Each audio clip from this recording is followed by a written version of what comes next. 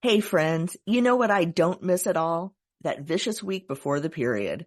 Feeling like I'm ready to crawl out of my skin, irritated by everything and everyone around me. Bouncing between cravings for salty foods and sweets and back again. Now it's easier to manage PMS with Estro Control from Happy Mammoth. Estro Control contains science-backed herbal extracts called adaptogens. Now here's the beauty about adaptogens.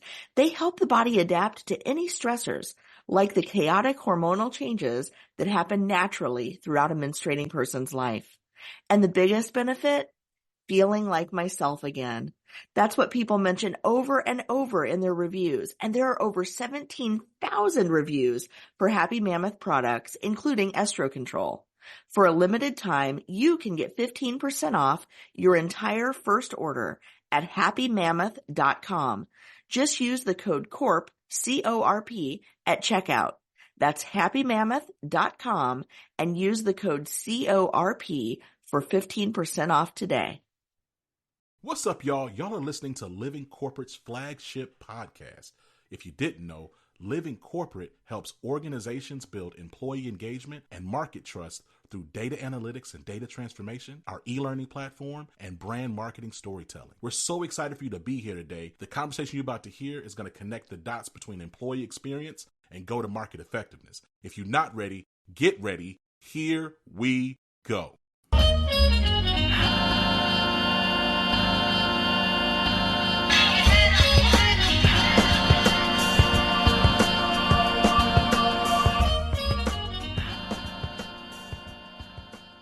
Keith, how you doing, man? Welcome to Living Corporate.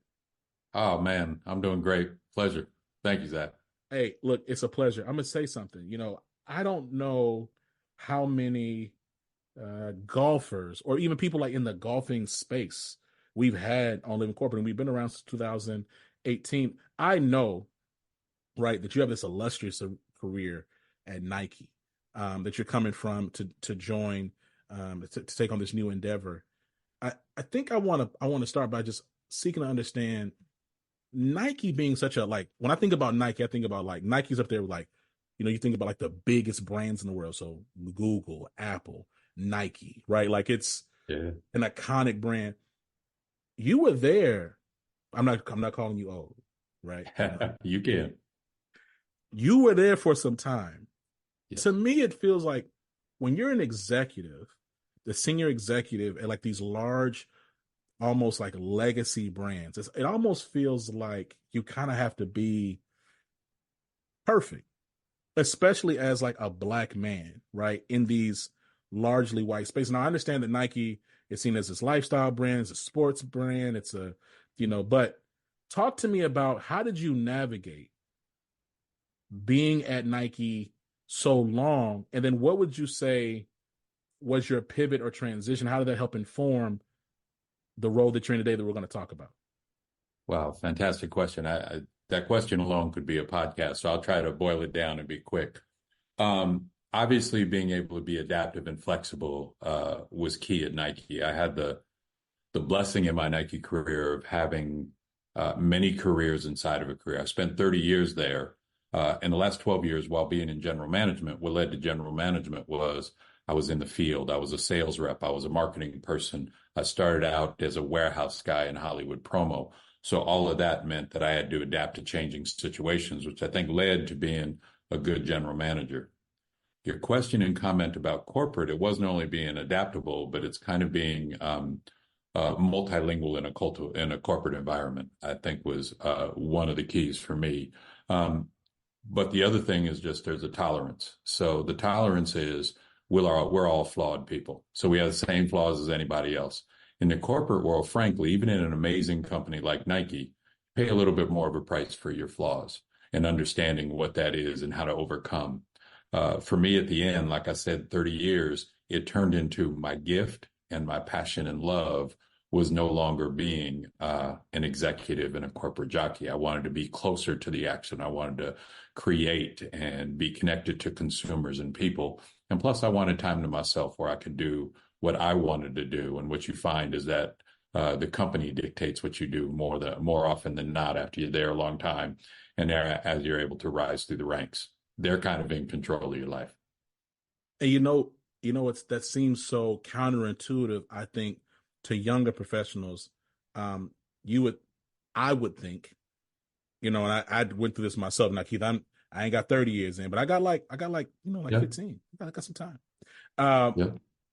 Yep. I would think the more work you put in, the more you prove yourself, and the higher and more senior, more power you get, that you get more power over your time, over yourself. But you're right? Like that. So often, I'll never forget. I'm not going to say his name. I was talking to a brother, he was a senior VP at this large, like, global consulting firm, and this shook the mess out of me. Cause I ain't gonna hold you. I said, "Oh man, I might need to figure out something else to do." I remember he told me this. I was like 20. I'm 34 now. I was 26, and I was like, I might need to find something else to do. So he says, and he's in his, I think, 50s at the time, and he says, he's like, "Look, me and my wife, I pressed the boop boop on the car. We about to go off and we about to get on the plane and go to such and such for a trip, getting away. I took two weeks off, and I'm getting ready." And he said, and my boss called me and said, "Hey, we got a problem over in, Muleshoe, Texas, and we need you." And he said, and I dropped everything I did, and I told her, "You can come with me or you can stay at home, but I got to go." Right. And that just shook me, Keith, because I'm like, well, damn. So, like, you got this big title, you making this bread, and yet, like, you kind of got to jump when they say so. Something else, and I've heard this about Nike, but more so just like almost like lifestyle sports brands, that a lot of times, it kind of resonates with the culture of sports. And professional sport is all about the star, the superstar, the talent, right? There's the starters, there's the superstars, there's the role players, there's the bench folks. I would imagine that, like, adapting into that culture on top of corporate America could also be pretty challenging, right? Like, and if the way I'm describing, like, that industry is wrong, correct me, right? But, like, I'm curious if I'm accurate, what does it look like to be in an environment that gravitates to stars, and how do you balance that, right? Because I would say, I'm thinking about myself, right? Like, I kind of do gravitate to that. I kind of like being like, no, I'm an A player. You're going to keep me around here. I'm about to show out. I'm hyper competitive, manufactured chip on your shoulders, all that toxic stuff. You know what I'm saying? I like that. Like, I naturally gravitate to that. Yeah. I would imagine, though, that like that in an ultra corporate and very public legacy brand, those things could combine. I would imagine could create a high degree of stress. Like, how if at all did you have to navigate that? Oh, that's serious, because you also have to add to the fact that if you are at a company like Nike, you have a lot of former athletes. People are fit. Yeah. But what you get with that is competitive type A personalities. Yeah. So it is a sea of type A personalities. A couple of things, big things with navigating that, to me, is about who's your circle and what's your trust circle come from. The other thing, and I tell people all the time, is that I did a lot of mentoring through is you have to understand what your role is and how to star in your role. A very close friend of mine who did very well at the company, continues to do very well, actually retired recently, talked about he recognized that he was a great number two. Mm-hmm. And so as he took jobs, he was next to people who ran divisions, and as their number two, he knew he could make them look good. He didn't need to run up and grab the mic. He didn't need to be the first one to lead, but man, did he get a lot done, and it became really, really powerful. And he became, if you will, a highly influential person at making things happen and at the company, without everybody going, "Hey, we're having a big thing. We need to put you in front of the board," et cetera. But man, did he move things. Other folks with a company like Nike, you just shine. People shine through their talent. And I think it's recognizing your role. Nike has some designers and some marketers who sometimes you go, yeah, they're kind of BS in their work. Man, they show up in a meeting and come up with an idea. I can think of one person, like you said, I won't call them out particularly, but they showed up in a meeting and said, there's a guy out there who's happening, it's Virgil Abloh. And I think if we did a partnership with him in a collab, And next thing you know, one of the things I was blessed to work on is something that Nike called the 10, which was 10 shoes that was designed by Virgil that became that Yeah. Jordan 1. But it wasn't me. I was pulling it all together. This guy just showed up in a meeting and was like, here's what we should do. And I was like, man, where did he get that from? How did he do it? And that's an incredible talent. But he also understood his talent, what he brought to the table. So I try to tell people all the time, and I had to navigate it through knowing what my strengths and weaknesses are. And the last thing I'll say on that is it's also knowing, are you striving for the work or the job or the title? Because sometimes you can get a title and realize, dang, that work is not, I can't do that work. You got the title, it's big, it's nice, but the work might not be what you want to do. And I think that's where I got to the realization was I was doing work that wasn't my gift while I had a title that was pretty incredible. That's fire. It's interesting because, again, like you talk about 3 decades at Nike. Typically, folks, the world is kind of your oyster at that point. You can do what you want to do, or let's say if you can't do everything you want to do, you can go do a lot of stuff that you probably want to do. You see, people typically live like might even leave one big legacy brand and jump to another. My point is, if I'm wrong, tell me I'm wrong. I feel like, Keith, you left Nike and had a ton of options. Like, why CEO of the Advocates for Professional Golf Association? Like, why that particular institution, not anything else? Hell, why this and not sitting in Barbados drinking a Mai Tai? Like, what was the decision there? Yeah, I think that was all about blessings and choices in life. So, like I said, when I left Nike in 2019, my spirit was I wanted to do what I wanted to do. And at that time, I was part of 3 or 4 different nonprofits, which sort of fueled me. And even though they obviously don't make any money, Nike has a thing that if you reach a certain age and a certain tenure, your retirement benefits are pretty solid. So I believe I worked myself to a place where I no longer had to work for the money. So anyways, a couple of years ago, my love for sport, my love for creating opportunity and access for underserved communities led me, along with some relationships I had, led me to be on the board of the APGA tour. And after being on the board, through those relationships, we started having conversations. As the original founder and CEO, Ken Bentley, was saying, kind of, I'm ready to move to the next phase. And it was just, what's his name, wrote a book a few years ago called Blink.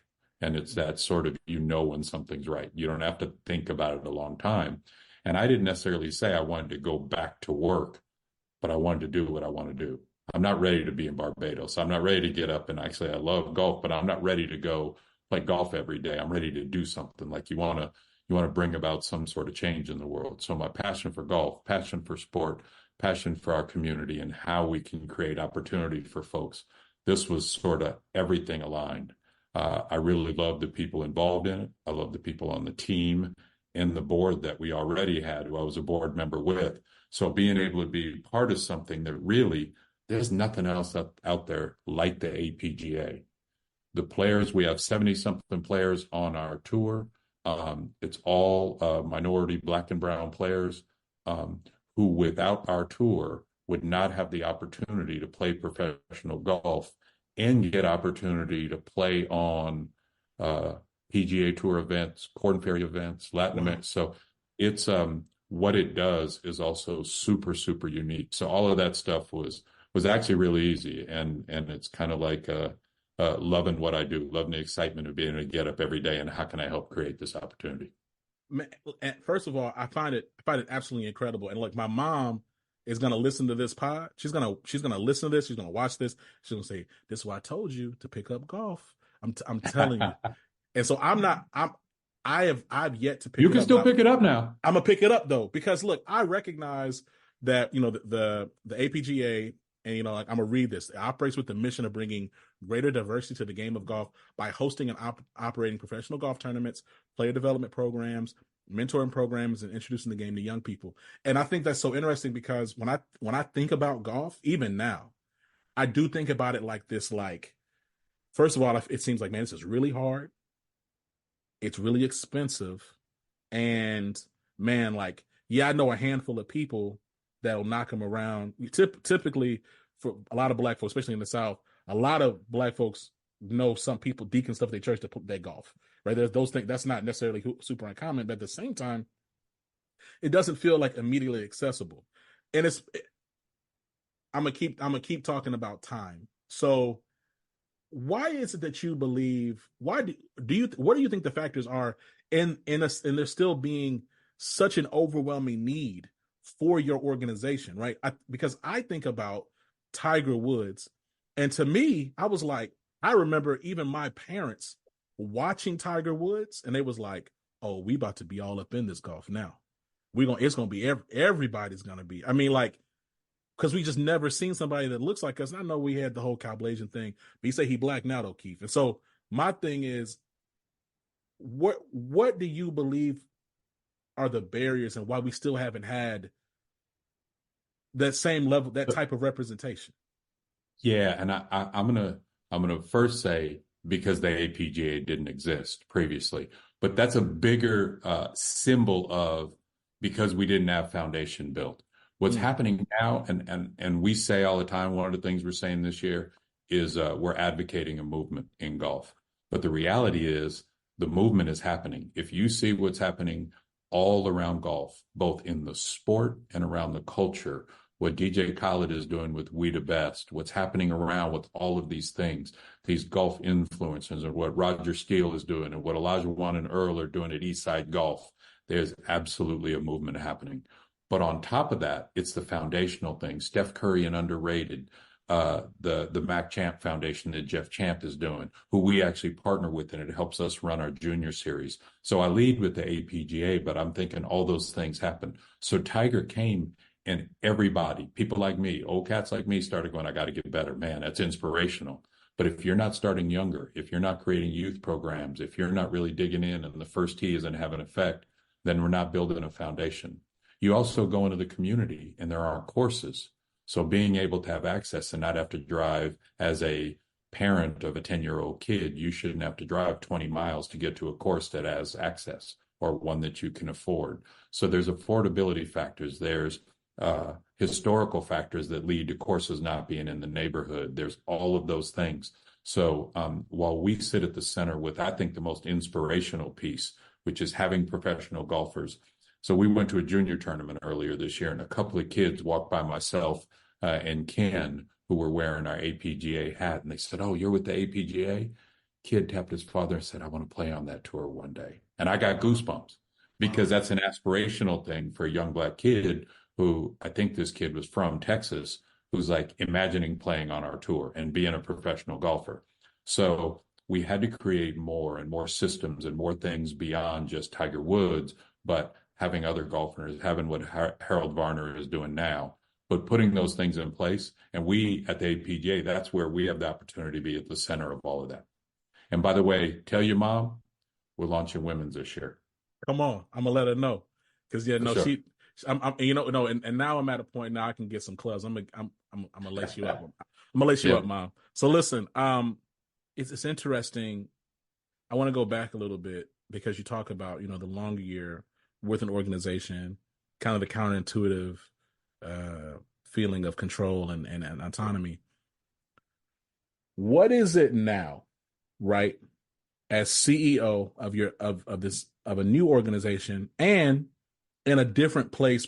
I would imagine, I'm not pocket watching, I'm saying like probably a different place than you were in your 20s, that you feel more free to say, or parts of yourself that you feel more free to share than you did before. Like I would hope, and I asked him, and look, I'm asking this selfishly, Keith, because Keith, brother, if you're gonna tell me that you feel like you have the same types of you gotta watch and kind of whatever that now that you did when you was young, I'm gonna hang it up, brother. I'm gonna go find something. I'm gonna go do something else. Like, talk to me.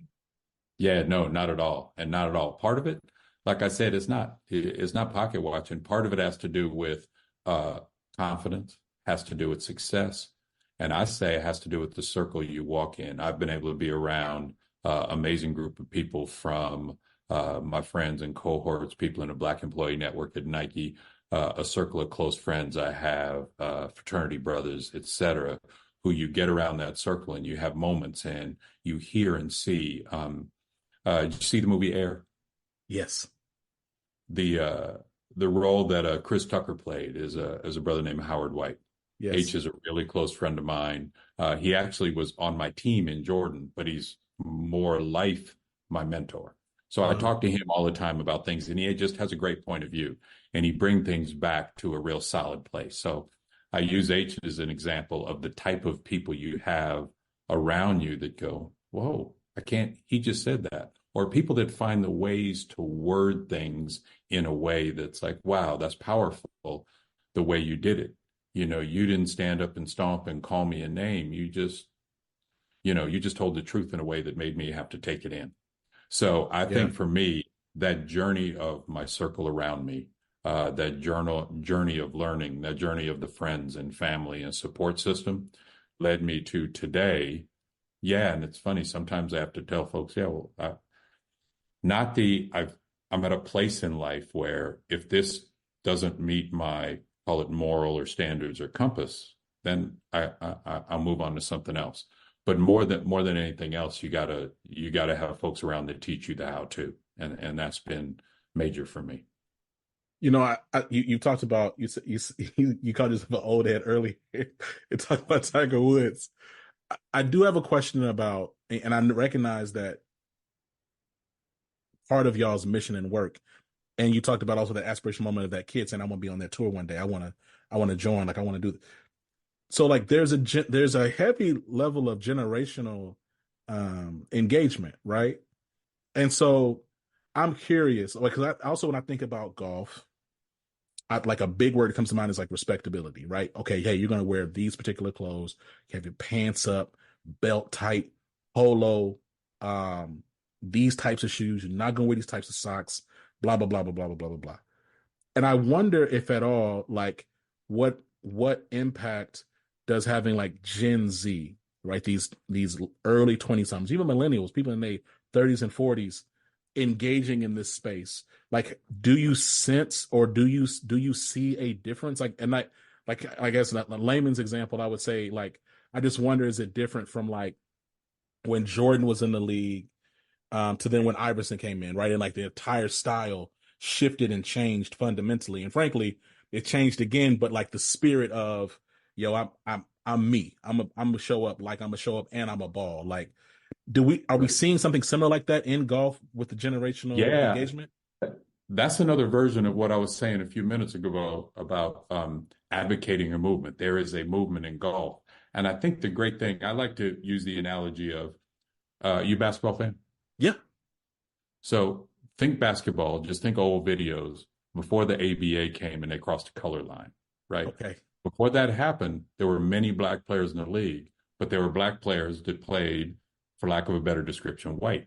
Yeah. If you look at what happened to baseball and the way baseball changed after the color line was crossed, there was something that happened. It was still very much baseball, but it was a little bit of a different version. And the diversity that was brought to the game made the game better through style, culture, and through performance. And I think golf has an opportunity to go through that. So when I called out the guys at Eastside Golf, they are bringing a very, very real, exciting, but different golf look. So it's bringing a different level of flavor to the game, not a better level, but different. And I think that's the thing. What happened with Tiger Woods, and maybe even I would say my generation, is we sought to have a seat at the table, but we didn't change the menu. We didn't season anything differently, et cetera. And I think the talent that comes through now, and as you said, the generation of X's and millennials and et cetera, have the opportunity to actually add and change the game. And we say we want to change the face of golf in order to grow the game of golf. And I think it makes it better, it makes it more exciting, and it brings that flavor to it. So I think golf is in the midst of that. If you play, you said you haven't, you go on a golf course 10 years, 15 years ago, guys are quiet, et cetera. Nowadays, everybody, black, white, Hispanic, everybody, they got music going with golf. And there's something that's happening. And there's a cultural fun element that's happening in the sport that I think not only are our players amazing pros, but we can be part of that movement that changes it. Man, first of all, Keith, we ain't going to just skip over that bar you said. You said we want to get to see the table. We didn't want to change the menu and adjust the seasonings. And, man, like, I love that. And I agree, right? I think like when I love talking about, especially we're having like in-house conversations. Again, we're having in-house conversation outside house. It's going to be published everywhere. But the point is that, I love having these discussions about, okay, I think that there's something that the Gen Xers and Black Gen Xers and Black Boomers, they bring the fact that, hey, without y'all's resilience and ability to, frankly, like walk backwards on ice and not slip at all, adapt, the adaptive nature like of how y'all just have been, these other generations would not be here. Yeah. And at the same time, I think the younger generations have this degree of like almost like just brazen, and I'll say this like I'm talking about my own people, like almost just defiance of like, nah, I'm gonna be who I am. And I think both of these groups come together. They can come together, and I've seen it, right, and make something dope and do something really dynamic. And I mean, I have to believe that exists within your organization, because within the APGA, because if it didn't exist, then if that spirit of being willing to reach across the generational aisle and being willing to engage and listen and learn, and on top of that, them being other generations being receptive back, then y'all would not be successful as an institution. Like, I guess talk to me a little bit more about when you think about, advocacy, right? And like, because first of all, the APGA, just by existing, you're advocating for diversity and representation of in golf, right? What other ways does advocacy show up? How else do y'all advocate and push for your members within the broader golfing community and industry? So many ways, actually. So when you think about the whole thing, and one thing I want to give a shout out to, we have a group of amazing sponsors. Our two biggest sponsors are Farmers Insurance and Cisco. And through what they do, we have access to their, we don't call them that, but their Black employee. You know what? I don't know if you heard it. My doorbell just rang and there's a delivery. Can we pause for a second? Yeah. Just keep ringing unless I do it. Give me a second. No worries. Troy. So we get after that advocacy in a lot of ways. We get after it a lot of ways through some of our sponsors. So, for example, Farmers Insurance and Cisco, we have great relationships with their Black employee networks. Those folks come out and volunteer. We also have connections as part of that movement. We were talking Tiger Woods a few minutes ago. Almost in every city, there's a group, and I'm part of a couple of them, where there's big groups of Black golfers that get away, go on trips, et cetera. In LA, we call it Southern California Hackers, et cetera. But that group are affinity groups who are full of either Black and brown folks loving golf and getting out there. We connect with them. We connect with the golf courses. We have a relationship with PGA Tour, who also has a program where they're developing kids through a brother named Kenyatta Ramsey. So we have connections throughout. It's First Tee in every city. It's all those other things. So we're building those relationships. We also have partnerships when we do tournaments where we specifically connect with charities and folks in that local area. So throughout the whole kind of stream of golf, we are not only making connections, but we are getting out there. And then lastly, through Flowers, who is our PR organization, we are getting our message out there on a consistent basis in all the right places. First and foremost in golf, but secondly, trying to be out there in all the right publications with all the right partners. Yeah, no, I mean, I was going to say, I've seen you published, like you specifically, and your role published several times. And I love that, because I think there's a point of, when you talk about advocacy, yes, having an organization and existing is a huge part of it. There's also some tangible actions that you have to take if you really want to make an impact over time. Yep. As we look at golf and we look at your organization, what are your priorities over the next few years? It's funny because I've been in this job since January. As I said, had the blessing of being on the tour, on the board for a couple of years before that. So I came in thinking a couple of things. And now it's still those, but it's evolving. So I'm going to give you kind of 2 or 3 things. Number one, if you're going to change golf, and we have essentially of all the best Black golfers in the world, we have all but 3 or 4 of them playing on our tour. And the ones that aren't playing on our tour are folks like Harold Varner, et cetera, who are playing on a higher level. So we have the group of Black, and we do have some great Hispanic golfers and et cetera on our tour. So I don't want to completely diminish that, but for our conversation and this group, that's what we have. So that is at the highest level. Getting them to succeed and play on the Korn Ferry and PGA Tour and be that next Tiger Woods is ultimately our goal, because that will create the inspiration point to pull everything. But what I've realized, I was telling you the story about the kids at the junior tournament, is that we also have a destination of a tour that's really aspirational. So a big part of our goal there is to make that tour greater and greater. We're going to do things like even play at better courses. We're going to have the highest level golf, where we have more holes, more tournaments. I mean, more days of the tournament going. But even more important than that is community. So the thing we've really added is when we go into the community later this year, for the first time in a couple of years, we're actually in the city of New York, in the Bronx, with a tournament. And that's going to be a big deal. And all the folks in that area are planning for, how do we excite that community? Coming into this job, I felt like the APGA was the best thing out there in golf that nobody knew about. So now the opportunity is, when you get in these communities, to really activate, to have people come out to support, to create connections and do that. So ultimately, where we're going are those 2 things. And I think when we really penetrate and have a men's and a women's offense going over the next couple of years, it's a game changer.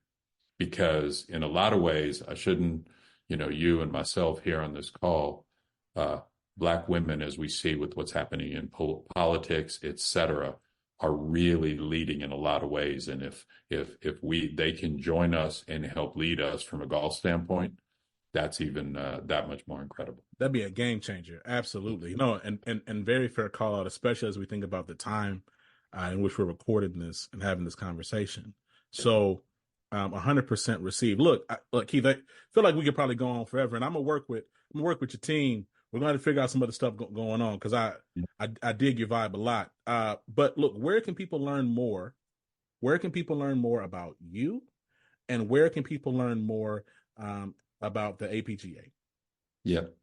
Well, I'm easy to find, even though I keep it low key. APGAtour.org is website. A lot of folks, APGA Tour on Instagram, on Facebook, on X is where it's out there. Please join. Please contribute. Please give us your email. We can start a 2-way conversation. We can show you where all our tournaments are. Literally in 5 days from now, I'm headed to New Orleans, where we have the 2-man classic, which is just going to be a blast. So New Orleans, St. Louis, Pebble Beach, New York, we have stops coming up at the end of the year. So come see us. But more importantly, just come check us out on any of those platforms. Keith, it's been an honor and a pleasure. For those who don't know, Keith, if you're just tuning in, you living under a rock, you're not paying attention, you've been asleep, maybe you had this on, but you kind of weren't really looking around. Keith is the CEO of the APGA, the Advocates for Professional Golf Association. Keith, brother, God bless you. We're going to put your links and stuff in the show notes. We'll talk to you soon. Zach, such a pleasure. Dope, man. Peace. Living Corporate is a podcast by Living Corporate LLC. Our logo was designed by David Dawkins. Our theme music was produced by Ken Brown. Additional music production by Antoine Franklin for Musical Elevation. Post-production is handled by Jeremy Jackson. Got a topic suggestion?